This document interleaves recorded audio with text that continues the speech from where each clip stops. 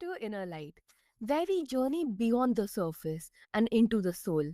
Today's guest is the multidimensional thinker and serial entrepreneur, Trey Tijerina. From psychedelics to pet grooming, blockchain to education, Trey has done it all. But behind the ventures is a curious mind, always seeking peace, light, and deeper vibrations. Buckle up. This is not just a conversation, it's an initiation. Welcome to the show, Trey. It's an honor to have you. It's a pleasure to be here. I'm really glad that we could connect and have this conversation. Mhm. So, Trey, you have built, failed, succeeded, and pivoted. What inner compass has guided you through such diverse and disruptive entrepreneurial paths? Oh, wow. Great question. Right out of the gate. Let me think about it for a few seconds.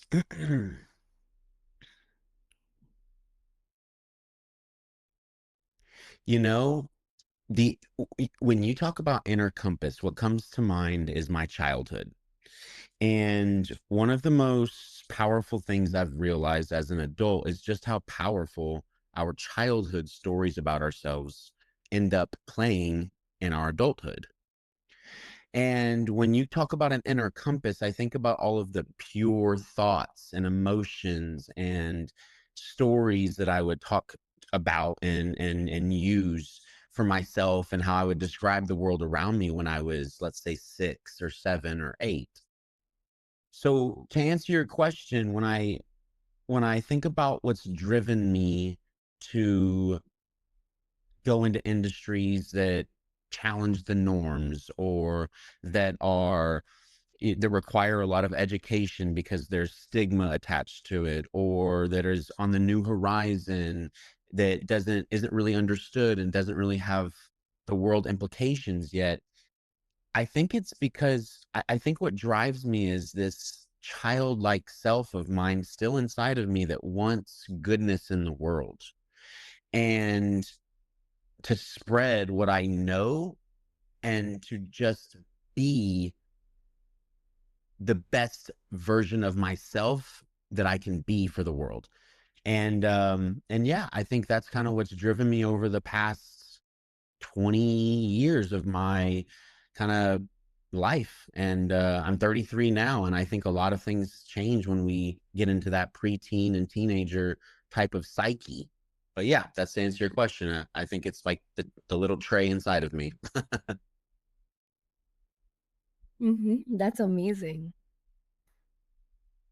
And how do you stay aligned with your inner light when external noise gets loud? Yeah, you're always going to have external noise, and when you look at it, you're always going to have the external. So building relationships with the external, I think, is pretty important, and observing how you relate to everything in your external, whether it's people, whether it's substances, whether it's nature, whatever it is, finances. We have relationships to all of these things. And I think, from just speaking on my own success, the more that I expand and I'm honest about my relationships to these external things to myself, the more opportunity I have to work on improving my relationships with them. And when I do that, I start to let go naturally of things that don't serve my higher purpose and my higher conviction of who I am in the world. And life just gets a lot less full of struggle and effort, and it just becomes like more free flowing and starts to feel almost sort of like remembering a dream instead of like really struggling through life. That level of self awareness in chaos is something most people spend decades trying to master. Yeah, maybe. And you speak often about belief systems and frameworks. Mhm. What's one belief you have had to dismantle in order to evolve? Oh, wow. I appreciate the question because this is kind of what I've been working on internally for a few weeks. So I'll share here on the podcast. The one of the beliefs that I've had to dissolve and let go of is this belief that I'm powerless over my circumstances. And the the roadmap, or the framework, I should say, that helped me understand that to then dissolve it, was to look at my childhood and my relationship to life when I was growing up. And just a little bit of background information on me. Like, I moved around a lot as a kid. Every year, I moved a different house or a different apartment. I did for a long time grow up with a single mom, so that did play a big part of shaping who I was and how I related to the world. But when I was doing the inner work that I do with other people through coaching and through transformative work, you really start to understand more about yourself when you are able to hyper focus on the language that you use naturally to describe yourself or the relationship you have with the world and the things around you. And you can start to understand with the language where your limitations are. And so one of the limitations I had was being able to move forward in my life where I felt more empowered, like I stopped relating to life as it was dealing me bad cards. But when I was able to go into my childhood, I realized that by moving around a lot, I internalized as a child that life was unpredictable, that life was unstable because of the instability that I had as a child. And so when you have those sort of inner narratives as a child, that then translates and converts into this narrative of I am powerless over life. And I can get more into that on a maybe another podcast, the I amness that we all have, the constraints and the limitations that we all have, which are the inner narratives.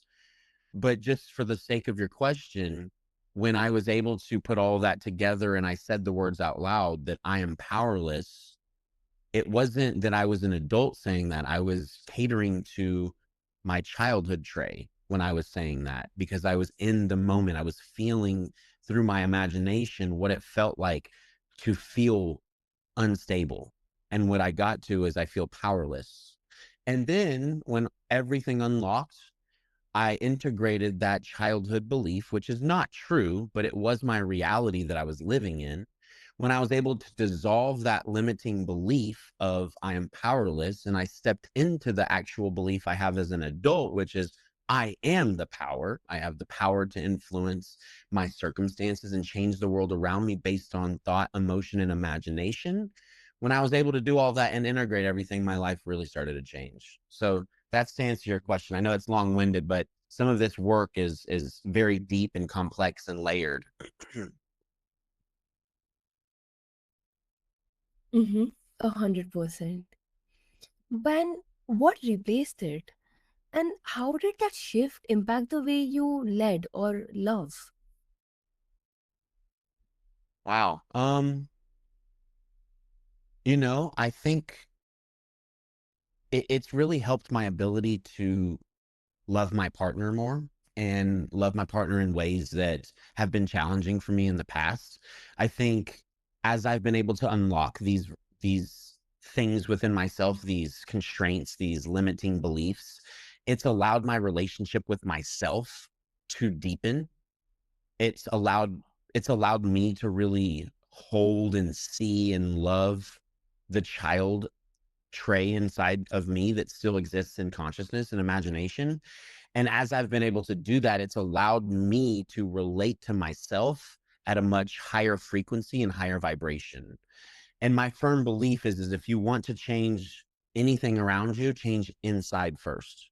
And so as I've been making these big changes in my life over the course of a few years, and as I've been seeing a lot of these positive results and just how I relate to the world and my perspective and the energy and the good things that keep happening to me, it has taught me that every single relationship outside of me tends to get better when the one inside of me is vibrating high.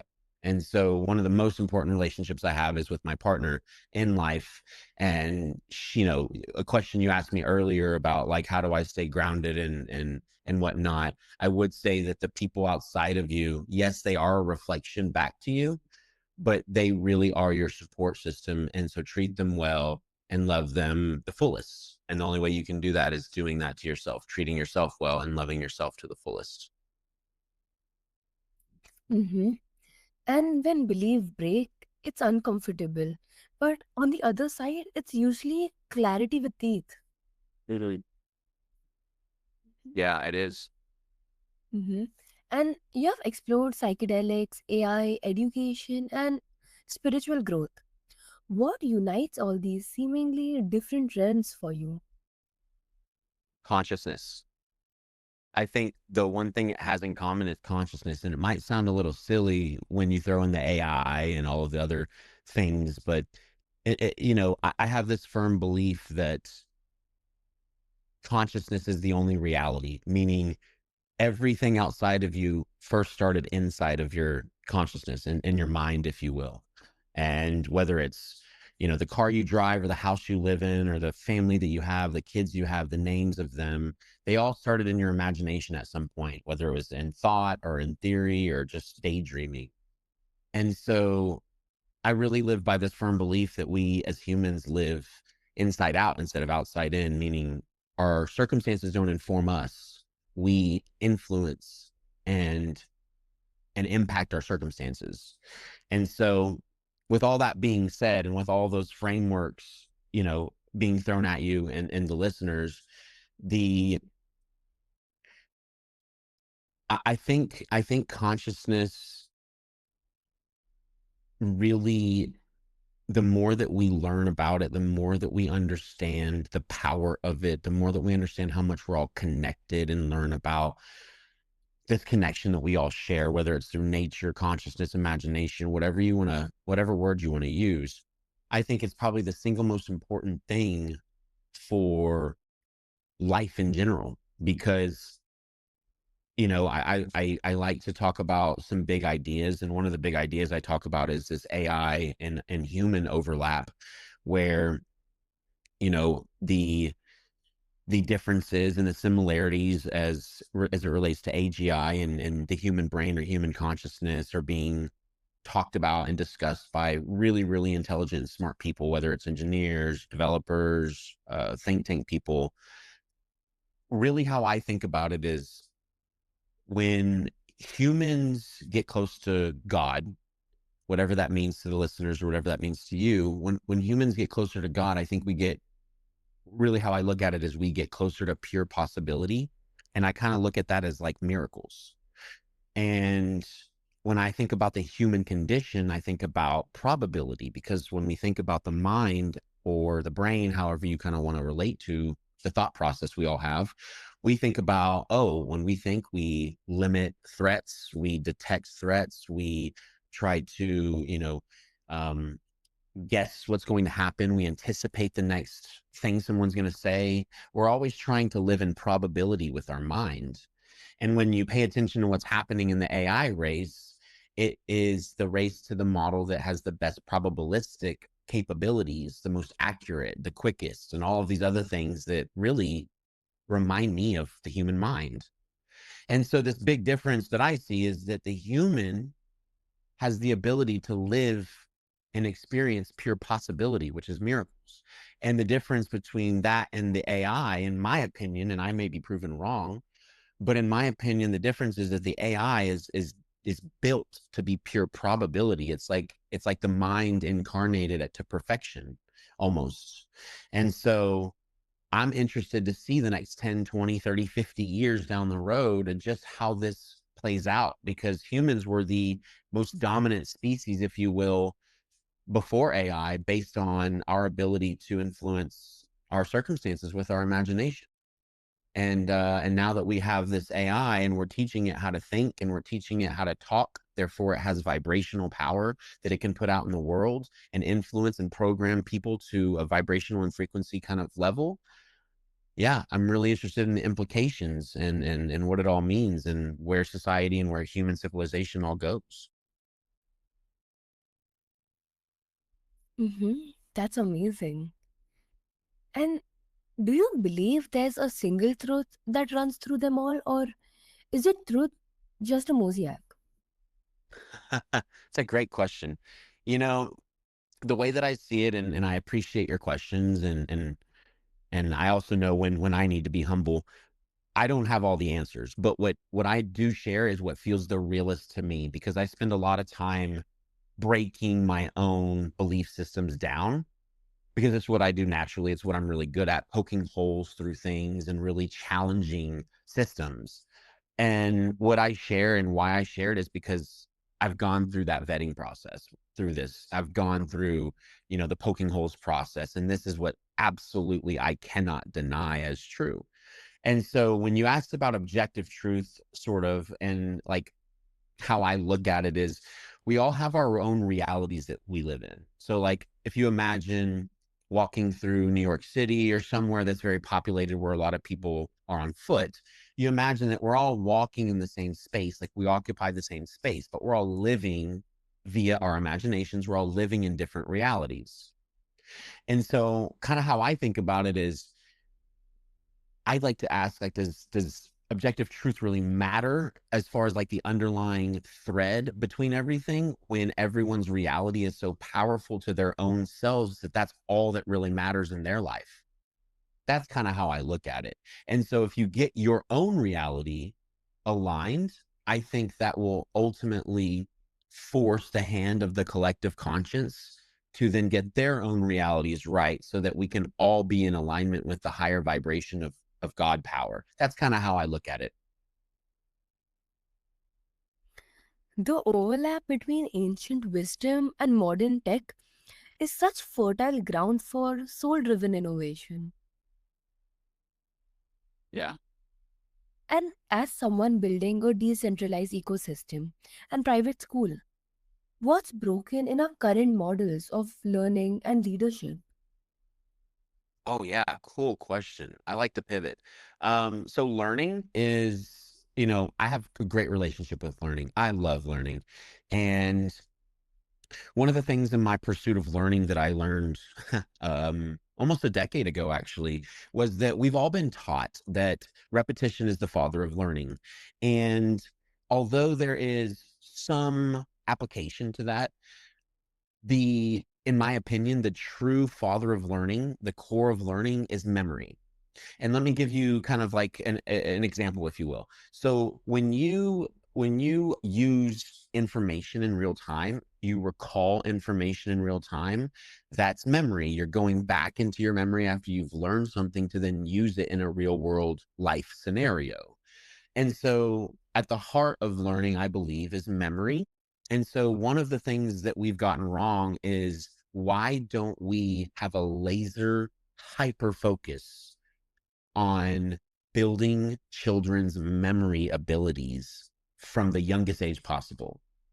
And one of the things I learned about memory, and through my journey and my exploration through like memory champions and interviews and podcasts that they give about their techniques and their abilities and whatnot, like, what's crazy to understand, they're normal people. When I say normal, I mean everyone's got like this blank canvas kind of thing. The difference is that they've harnessed the power of their imagination.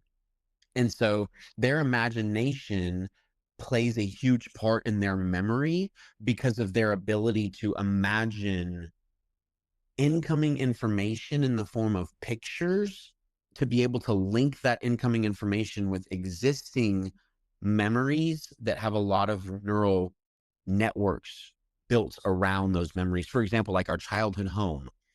Your childhood home, the home you grew up in, not me, but like the home you grew up in, for the most majority of the time, amount of years, you probably remember the layout of it. You probably remember, for the majority of the time, what the furniture looked like, for the most part, what the kitchen looked like, where everything was.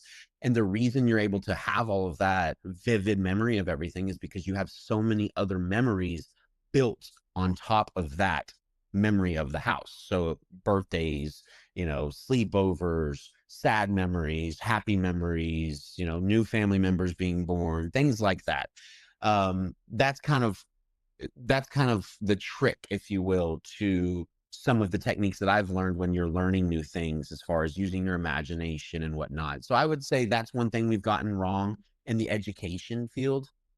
And then as it relates to, decentralization and the projects that I've got going on in that realm.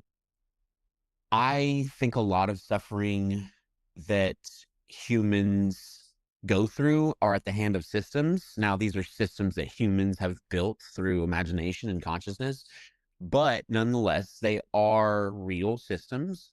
And these systems, a lot of the times, are centralized systems. So through the years, they've either gate kept information, they've gate kept opportunities financially or economically or politically. And these centralized entities essentially just garner a whole lot of power. That's realistically what it boils down to. And so what brought me to blockchain and cryptocurrency and decentralization, what is it, 9 years ago? I got in at late 2016, early 2017 into the space. But what brought me to that originally was my distaste and my distrust for systems, for the powers that be. And when I heard this new technology, which was blockchain, was new to me at the time, but for about a decade at the time, 2 decades almost now, and more. But the blockchain technology offered a decentralized approach to basically anything that we see in today's world. So Google, like any company, Google, Facebook, Airbnb, like whatever system, whatever kind of, the healthcare system, whatever, fill in the blank system you could analyze, it can be decentralized. And what decentralization offers is power back to the people. And it's kind of like that narrative that we've had, in America from 1776 and from other countries that want that power of the people. They want to keep the future of the country in the people's hands, the majority of the people, And so that's what decentralization and blockchain offers. And so to answer your question a little bit more parallel, the the things that I'm looking at for the next, again, 30, 40, 50 years, I'm a long-term macro kind of thinker.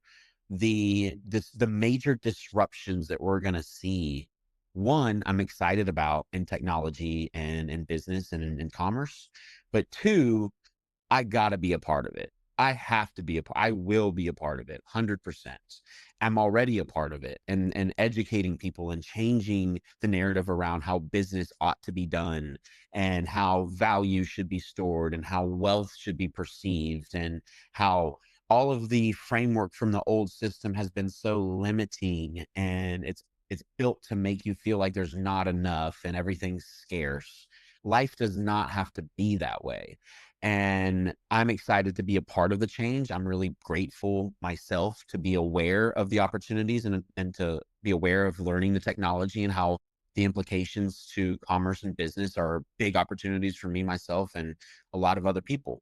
And so, yeah, it's a long way to kind of address your question, but the opportunity is vast, and I think the world's changing so quickly because I think the collective conscience is changing because of the way that we're all able to access information now, has played a huge part in the awakening, if you will, that people are experiencing right now. Mhm. And that vision of conscious education could be the revolution our next generation deserves. Yeah. Mhm. So, Trey, thank you for taking us on a tour of the mind, soul, and system. Your blend of radical curiosity and embodied wisdom reminds us that we don't need to fit into the world's mold. We were made to remold it. And Yeah. to everyone listening, remember, peace isn't passive, it's a practiced power. Keep tuning in, keep vibrating higher, and never stop asking better questions.